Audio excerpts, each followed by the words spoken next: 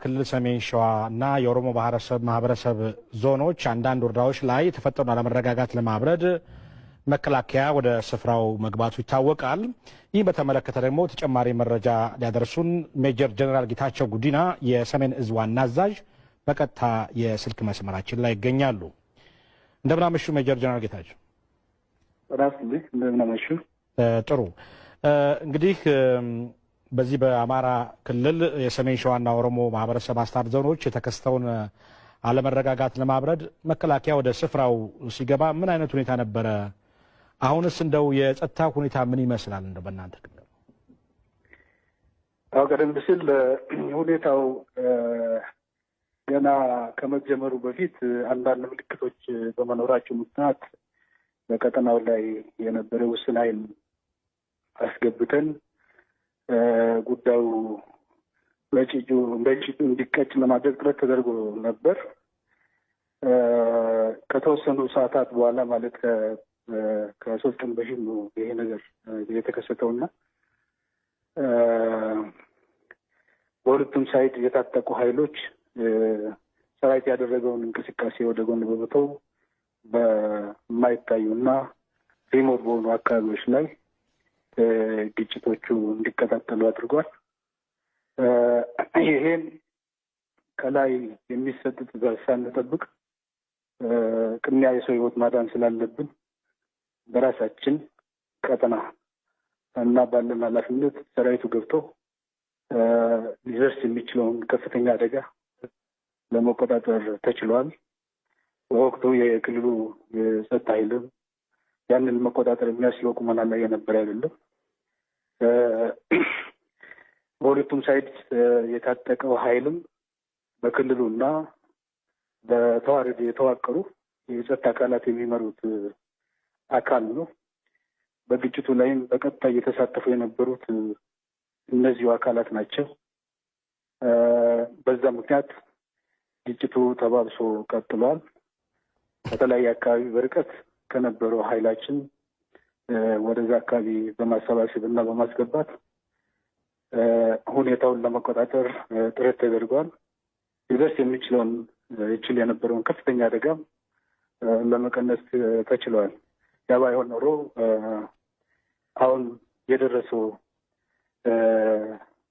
የሰላምና የመረጋጋት ሁኔታ አሁን ባለበት ቁመና ይኖራል ብሎ መገመት በጣም አስቸጋሪ ነው የነበረው። ከግጭቱና ከአነሳሱ አደገኝነት በመነሳት እና አቶ ንጉሱ አሁን በሚገልጹት ደረጃ አሁን ተረጋግቷል። ሁሉም አካባቢ ይህን ለመፈናቀል ሲዳዱ የነበሩ የህብረተሰብ ክፍሎችን ወደ ቦታቸው ተመልሶ በሰላማዊ ህይወታቸውን የመቀጠል እንቅስቃሴ ላይ ይገኛሉ። አካባቢው አሁን በሙሉ ሰላም ነው። በነገራችን ላይ በዚህ ቀጠና በእንደዚህ አይነት ሁኔታና መንገድ እና መልክ ይከሰታል ተብሎ የሚገመትም አልነበረም። ተከስቶም አይታወቅም። ፍጹም የተረጋጋ ሁኔታ ነው የነበረው። ይሄንን ከጀርባ ሆኖ ሲነዱ የነበሩ በማንኛውም ደረጃ ላይ ያሉ ክትትል እያደረግን ነው።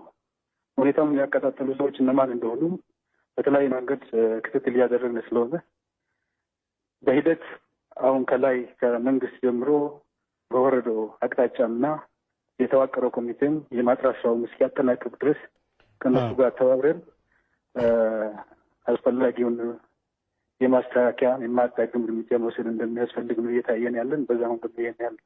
ጥሩ ሜጀር፣ አንድ ጥያቄ እንዳንሳና አሁን ችግሩ ከመድረሱ በፊት መረጃው ለመንግስት እንዲደርስ ጥረት አድርገናል እያሉ የዚህ አካባቢው ነዋሪዎች እና ይሄ ከሆነ ለምን ቀድመው ማስቆም አልተቻለም?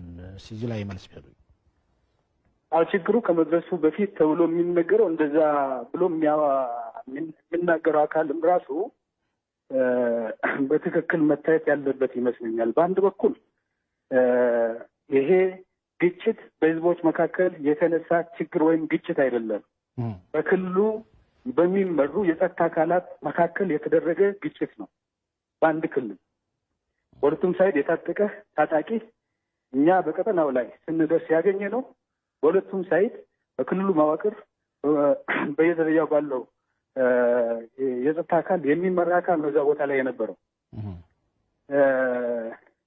አደጋው ልክ ሲደርስም ችግር ካለም ችግሩ የሚፈታበት መንገድ ገልጸን ካለማንም ትዕዛዝ ተከቦ የነበረውን የጸጥታ ኃይል አስገብተን ካስለቀቅን በኋላ ተሰውሮ ሄዶ ሌላ ግጭት በመቀስቀስ ይሄ አደጋ እንዲደርስ አድርጓል። የኛ ይሄ ክትትል አለ እስከ መጨረሻው ሲጀመርም ከዛ በኋላ ነው ወደ ሰፊ ቀጠና እንዲዛመት የተደረገው እንጂ በመጀመሪያው ቆሞ ነበር። ይሄ ከሚሴና በከሚሴ አካባቢ የተጀመረው ግጭት ነው። ቀጥሎ አጣይ ላይ የተፈጸመው ግጭቱ ወደ ማታ አካባቢ ሊቀሰቀስ ሲል ፈጥነን ኃይል አስገባን። ካስገባን በኋላ አቆመ፣ በሙሉ ቆመ። ከቆመ በኋላ ሌላ ኃይል በሌላ ጎን አሰማርተው ግጭት ፈጠሩ። ይሄን የሚመራው በየደረጃ ያለው የጸጥታ መዋቅር ነው። ስለዚህ እዚህ ላይ ከሌላ የመጣ የታጠቀ ኃይል ምን ተብሎ የሚወራ ወሬ መሰረተ ቢስ ነው። ስለዚህ ግጭቱን ሙሉ በሙሉ ማስቆም ያልተቻለበት ዋናው ምክንያትም ይሄ ነው። በቀጠና ላይ የነበረ የታጠቀ በራሱ በአካሉ የሚመራ ኃይል ስለሆነ ነው እንጂ ሰራዊት ቀድሞ ባለመድረሱ ቀድሞ ባለመቆጣጠሩ ብቻም አይደለም። ይሄ ትዕዛዝ ሳንጠብቅም ፈጽመነዋል። ትዕዛዝ ከተሰጠ በኋላ ደግሞ በሙሉ አቅም ወደዛ ስራ ለመግባት ተሞክሯል። ስለዚህ ሊታይ ከሆነ አጠቃላይ ገጽታው ሁኔታው የተቀሰቀሰበትና እየተነዳ ያለበትን ሁኔታ አይተን ከመሰረቱ መፍታት አስፈላጊ መሆኑን እያየን ነው። ይሄ ነው ያባባሰው፣ ይሄ ነው አደጋውን እንዲሰፋ ያደረገው። በሂደት ደግሞ ከተጣራ በኋላ ከነሙሉ ማስረጃ መቅረቡ ስለሚያስፈልግ እንጂ ምክንያቶቹ ጥርት አድርጎ ማቅረብ ይቻላል። ሜጀር ጀነራል፣ አሁን እኮ አንዳንድ እዛው ነዋሪዎች የሚሉት ነገር የታጠቁ ኃይሎች በአካባቢው አሉ እየተባለ የሚነገረው እና ይሄ የታጠቀ ኃይል ማን ነው? እነማን ናቸው? እኛ እስከምናውቀው ድረስ በነገራችን ላይ ከሚሴና ከከሚሴ ጋር ተያያዥነት ያላቸው ይሄ ቆላማ አካባቢዎች የጎሳ ግጭት በተደጋጋሚ የሚከሰትበት ስለሆነ ጥንቃቄ በተሞላበት ኃይል አስቀምጠን በተደጋጋሚ የሚከሰቱ ችግሮች እዛ ካሉ የህብረተሰብ ክፍሉ ጋር በመተባበር እንፈታ ነበር። የታጠቀ ኃይል እንግዲህ የዛ አካባቢ ማህበረሰብ እንደምታውቁት አብዛኛው ኑሮውን ከርግቢ ጋር የተያዘ የታጠቀና በየቀበሌው በየአካባቢ ታጥቆ የሚንቀሳቀስ የህብረተሰብ ክፍል ነው።